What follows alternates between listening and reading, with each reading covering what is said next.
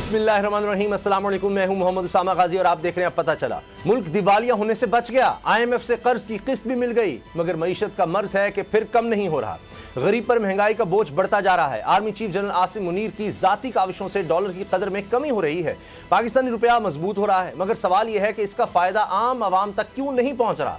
अब निगरान हुकूमत मुल्क की मईशत की बहाली के लिए एक मंसूबा ला रही है। वज़ीर ख़ज़ाना शमशाद अख्तर की जानिब से बनाए गए मंसूबे के तहत बड़े और मुक़्तदर हल्कों पर टैक्सों में इजाफा किया जाएगा।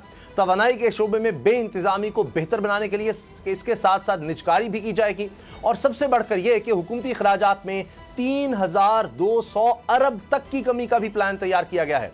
देखने और सुनने में ये बहुत खुशकुन और बेहतरीन मंसूबा लगता है, मगर सवाल तो अमल का है। अखराजात में कमी कैसे हो सकती है, इसका अंदाजा निगरान वज़ीर आज़म अनवारुल हक काकड़ का पहला गैर मुल्की दौरा देखिए। हुकूमती प्रेस रिलीज के मुताबिक तो ये दौरा 5 दिन का था, मगर 10 दिन होने को हैं और वज़ीर आज़म के सैर सपाटे खत्म होने का नाम ही नहीं ले रहे। लगता है इसी एक दौरे में वो पूरी दुनिया घूमना चाहते हैं। अमेरिका के दौरे में फ्रांस का क़याम कहां से आ गया, कुछ पता नहीं। अमेरिका से लंदन क्यों गए, जवाब कोई नहीं। और अब खबर यह है कि वज़ीर आज़म अनवारुल हक काकड़ लंदन से सऊदी अरब जाएंगे और उम्रे की सादत हासिल करेंगे।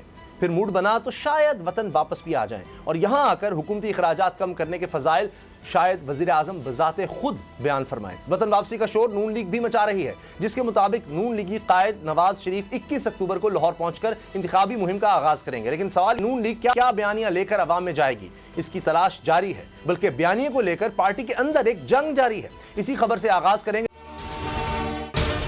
अगर आपको ये वीडियो पसंद आई तो सब्सक्राइब करें और बेल पर क्लिक करें।